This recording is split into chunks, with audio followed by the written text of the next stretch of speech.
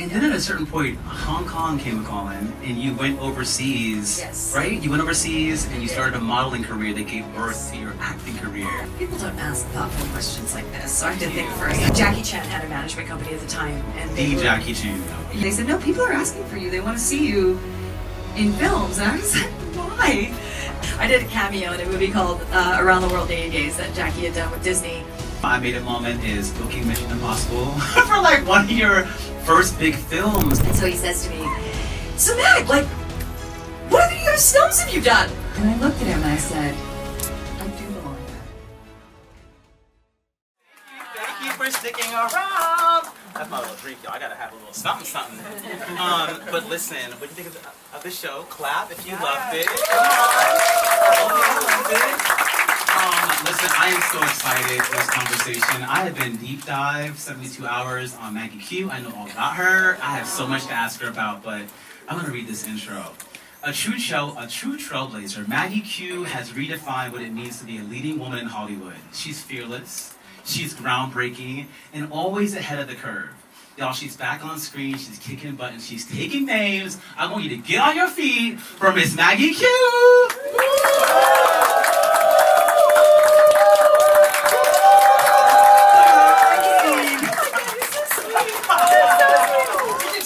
No, never. He's like, years. No, I mean, no, because you're that kind of. I mean, I try to be, but also I feel like the energy's in this room because of the work, Really nice. because of the work. But you guys, like I told you, I'm basically stalking Maggie Q, another show you were in. Sorry guys, very important business. Oh yeah, sorry guys. I got the thing over here. It's a Monday after the We're holiday. celebrating.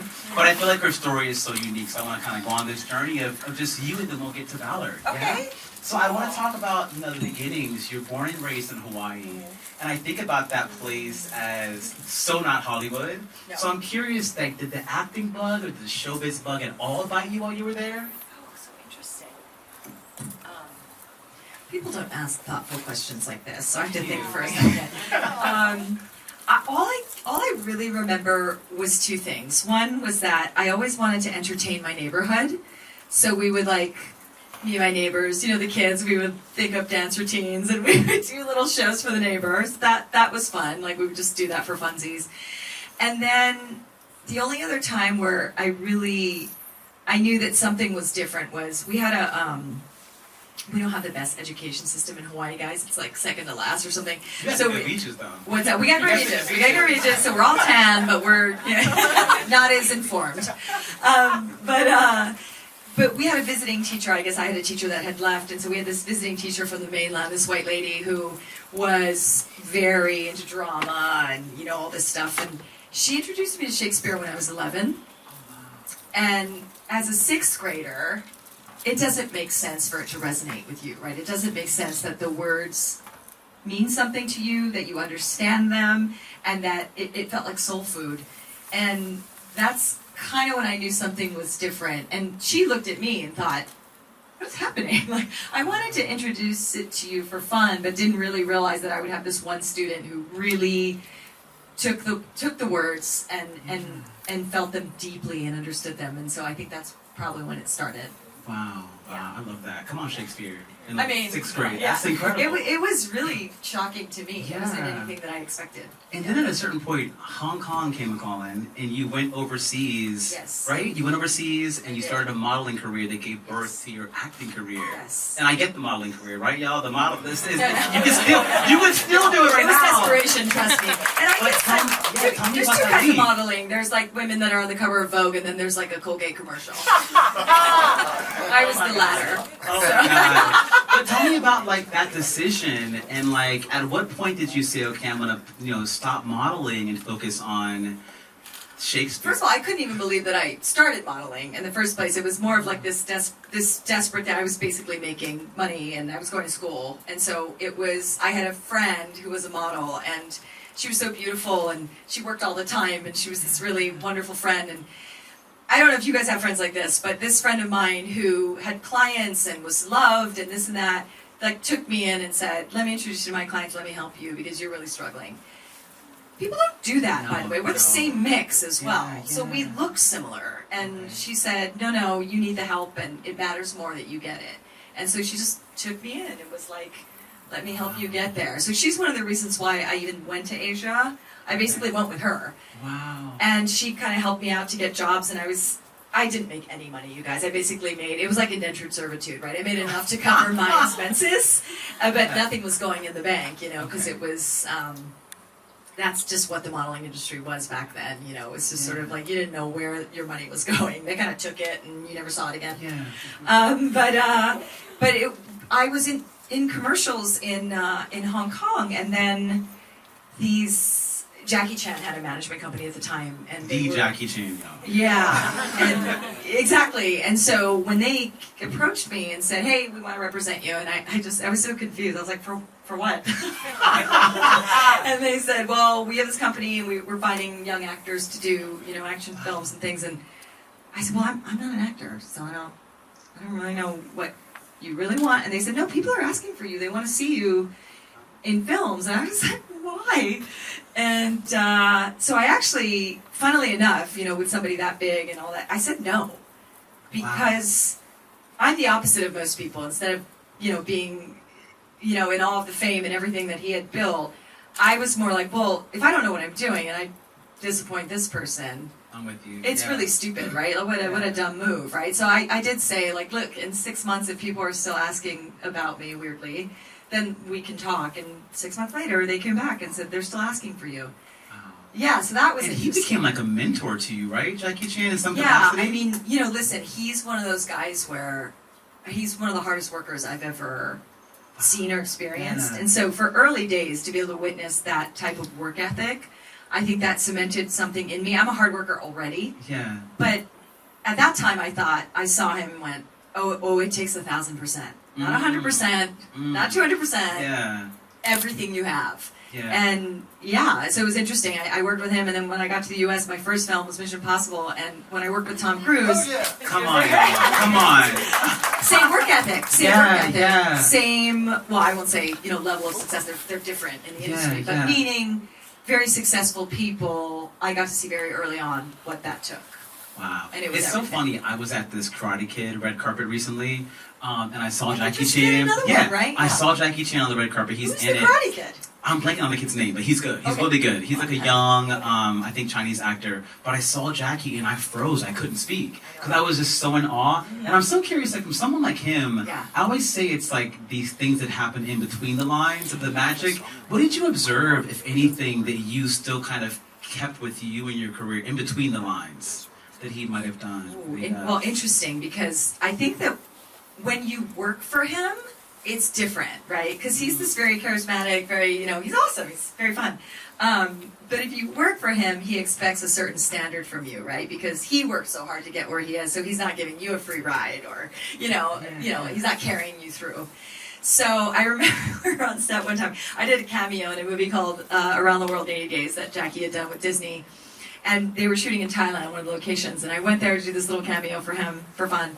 And we walked through set, and he like smacks me on the shoulder, and I was like, ow!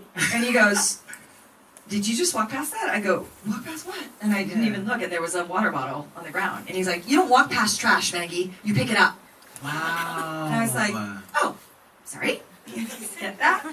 Yeah, I mean, That's it was incredible. very like, he was the boss. Yeah, And he yeah. taught us to have a ton of integrity, and not just to work hard, but also to treat people extremely well, and also take responsibility, not just for the things that you're responsible for, but take responsibility for the things that you see and are happening around you that you can help with. You don't need to be asked. Yeah, You don't need yeah. to be, right? Yeah. So, And you probably also felt like an outsider big time. over there. Like, did you speak the Big time. language? How did you No, navigate that? no, I like How did you that. navigate? Irish from New York. Yeah. And my mom's Vietnamese, so I was Yeah. in a country, and I mean, I'm not Chinese. I don't have any Chinese blood. I don't speak Yeah. Chinese, so it was very scary. I was broke. I think that's so interesting about you, like that you bet on yourself. 'Cause, like betting on yourself in a city where you know the language and like you're the USA, being It's so broke. true. That's a feeling that like I know. But like Right. being overseas, You're so you don't right. speak the language. Gosh, you are and so I think I right. read at one point you had $20. and you didn't speak the language, you were that broke. Like, how did you have the fuel to know I can keep doing this? Like, I think part of it was being naive. that But was also sometimes, feeling, I mean, not to get too whatever, but also feeling that no matter what choice I was making, if I stayed on course and I was a good person, that I did feel like I had something watching over me. And when I got to Hong Kong, I met a woman who was a modeling agent at the time, and she'd worked at all the big modeling agencies and opened her own little place. And she took me in a way that people just don't. And that's why I just think it is so divine, when it comes to me and becoming the person in this career. Like, I didn't have like a star mom or dad that took me to auditions or whatever. I slept on someone's floor for a year until I could afford to pay for a room in a house. Not a whole house, but like a room in an apartment. And she ended up being my manager for 24 years. And I stuck with her, and she was there through all the hard times, and I built with her. Oh, thank you. That's so sweet. I love that. But, on that note, when I got to Hollywood, when I got my first movie, the agents, they wouldn't sign me because I wouldn't leave her. Wow. And they basically said, well, it's her or us. I said, then it's you. Because you weren't there. I'm only here because of this person. And so if I have no representation in Hollywood, who cares? It just doesn't. Wow. It was weird. I love that. That was integrity. It was bullying. I love that. No, but you kind of glossed over what I call a Mama I Made It moment. A Mama I Made It moment is booking Mission Impossible for like one of your first big films. Like, if you guys watch that, clap if y'all watch that. The third film. I'm just so curious, like what's the greatest sort of career insight that you kind of even have to this day from working with Tom, from being a part of that franchise that, I mean, it's still in theaters right now, you know? I'll tell you a funny story that I think I've only ever told one person. I had never been around that level of, I didn't know what a movie star was until that movie, right? Because then, it's our first day, we're in Rome, we're on the Tiber River, and there must be, at the very least, maybe 5,000 to 7,000 people that are just lining the river just to see a glimpse of him. Just to, like, the top of his head, just something. I would have been one of them. I know, I mean, I was one of them, and I was in the boat with him. And I just remember thinking, my God, the power of, like, a movie star. Yeah. I'd never seen it. And we were in the boat, and, we're doing takes, right? So we're going back and forth in this speedboat. And, of course, Tom's driving it because he knows how to do everything. Absolutely everything. Pilot planes, boats, this, that. And so we had a lull, and they were changing the camera or something, and then, he turns to me, and Tom, when I got the film, was promoting War of the Worlds, so he wasn't around during my audition, and he wanted to be, and so I auditioned for J.J. Abrams, and that's how I got it. And so we hadn't met until, so we hadn't had a lot of time together until we started filming. And so he says to me, so Mag, like, what other U.S. films have you done? And I was like, oh. He goes, I'm not familiar with, any of your U.S. films. I'm like, I don't have any. Wow. I've never done a film in the U.S. And he goes, what? And I go, this is my first U.S. film. He goes, this is your first U.S. film? I go, yeah, it is. He goes, this, like, $150 million, this is your first film. So this is like 20 years ago. Yeah.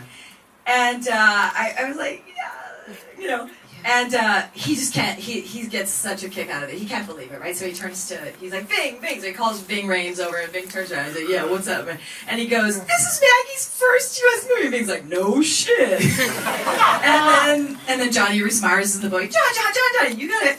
This is Maggie's first U.S. movie. And he's flipping out, and he's very animated and funny.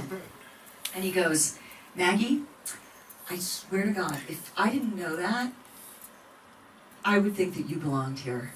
Wow. And I don't know what happened in that moment. Yeah. And I looked at him and I said, I do belong here. Wow. And he looked at me and he goes, you're goddamn right you do. Woof. Oh my God. Goosebumps. It was Yeah. that, but that's him. Wow. Like very, Yeah. intense and very introspective. Yeah. Really interesting. I want to get to Ballard next, but right before Ballard, I wanted just one question about Nikita, because I think if I don't, I might get killed by people. I think that line you said that you belong here, I Yeah. think that when I used to watch that show, Yeah.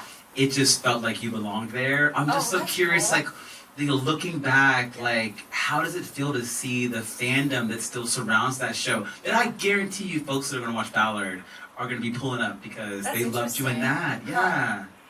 You know, it was a weird sort of. Nikita was a property owned by Warner Brothers, right? So when we did it, it aired on the CW, and it wasn't at that time. You know, this is the Gossip Girl network. This is the right, and so no one's really going to the CW to find this show, right? This sort of like action show and whatnot. So when we first sort of came out, like it was very hard for us to find our audience because I just think that it just wasn't. You know, people weren't going there for that, right? Different store. Yeah.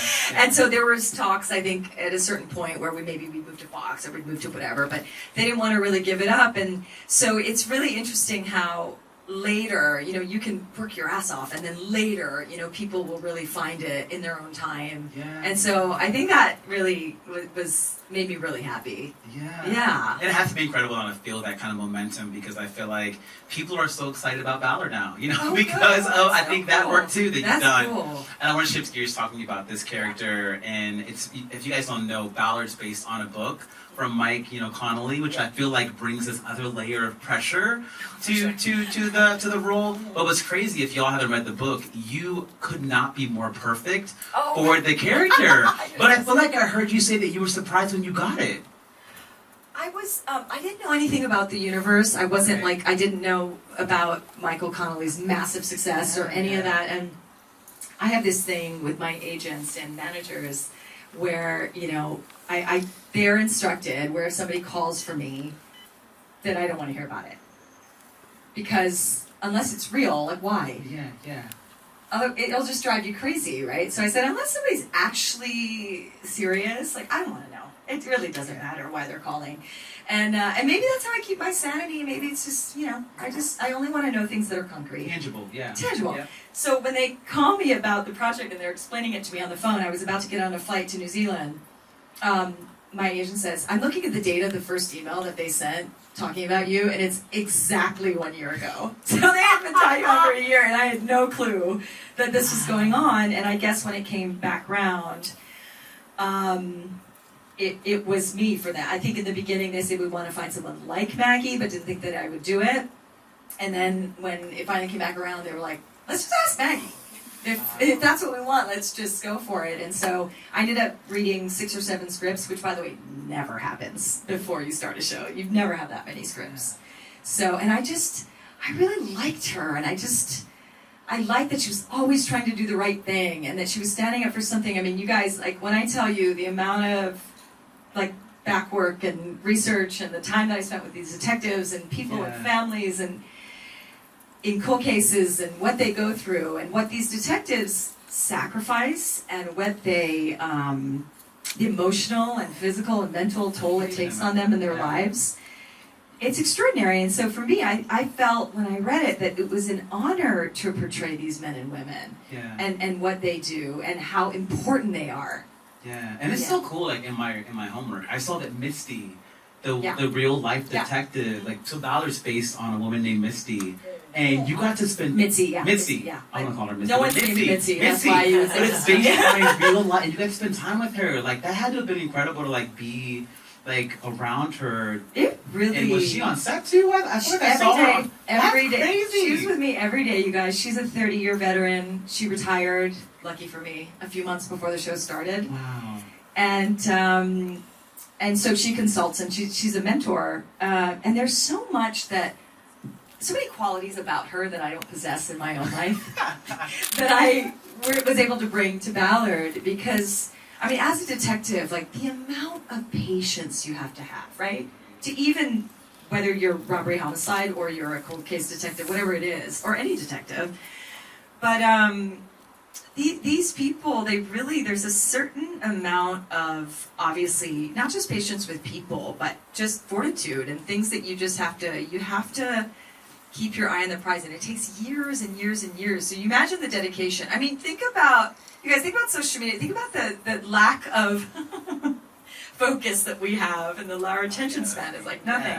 You're talking about a detective that will spend 10, 15 years just trying to bring one family a modicum of peace after something tragic.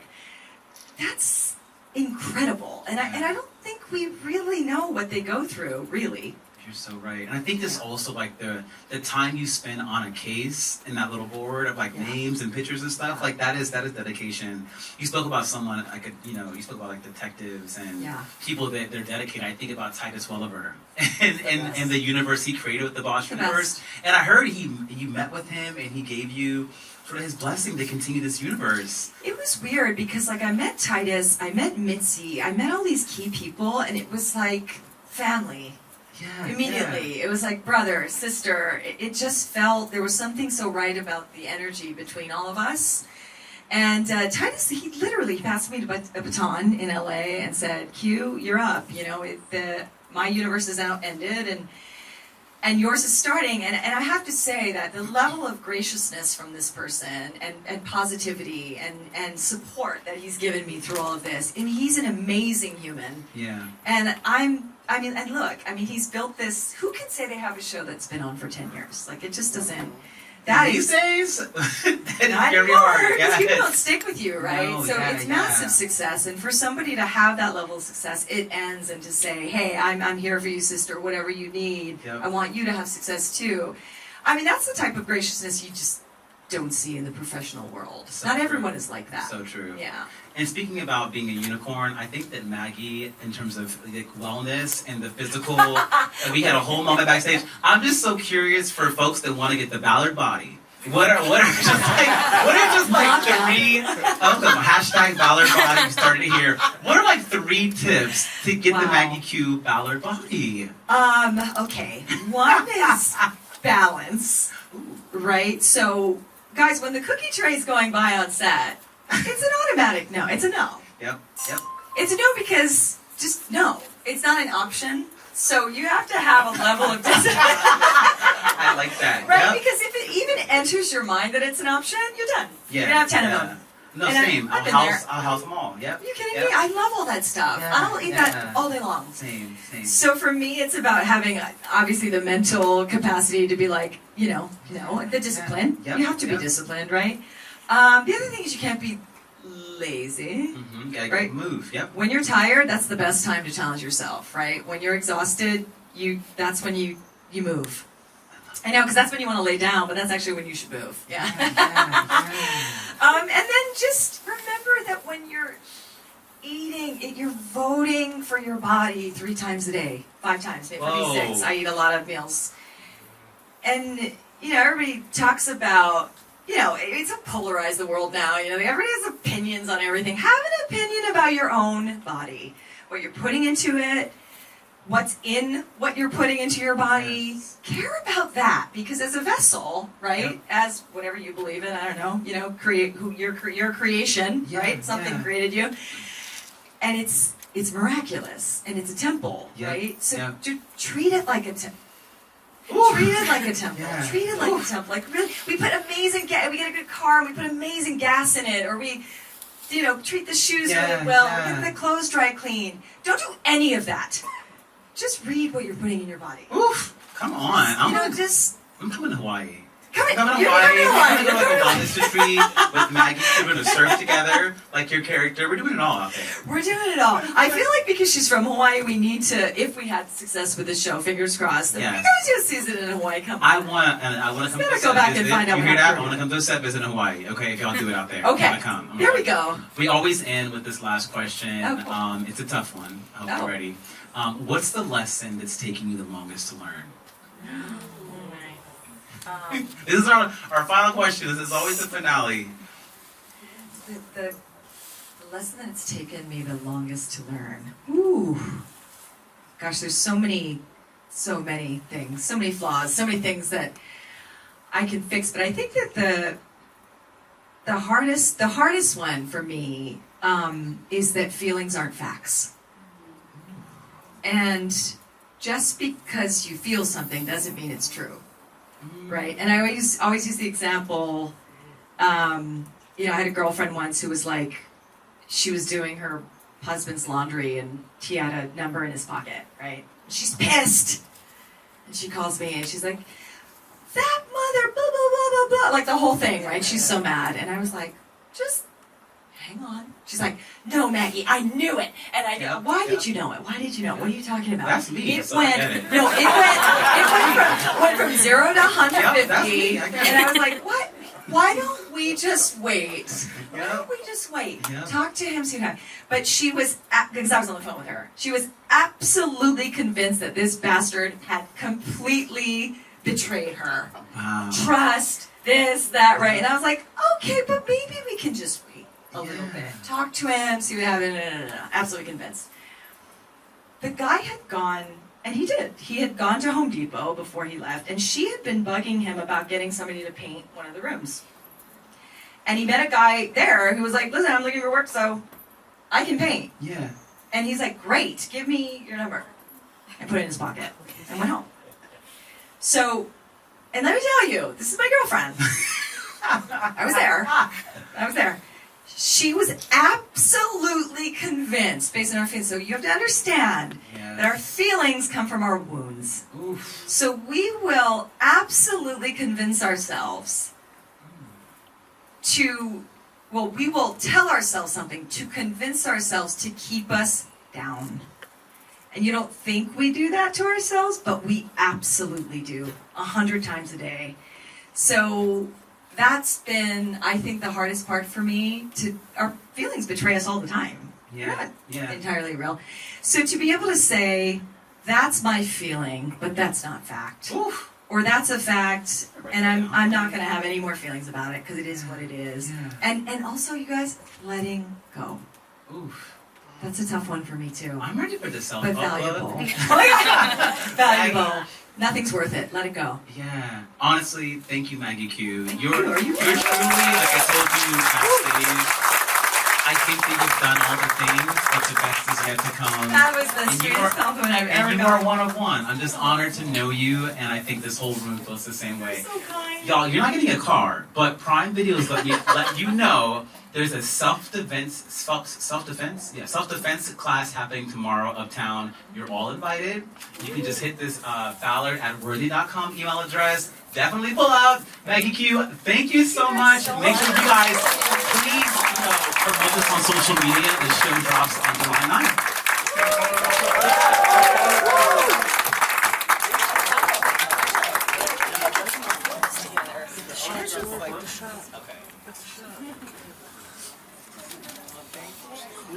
Now this one right here. 1, 2, sorry.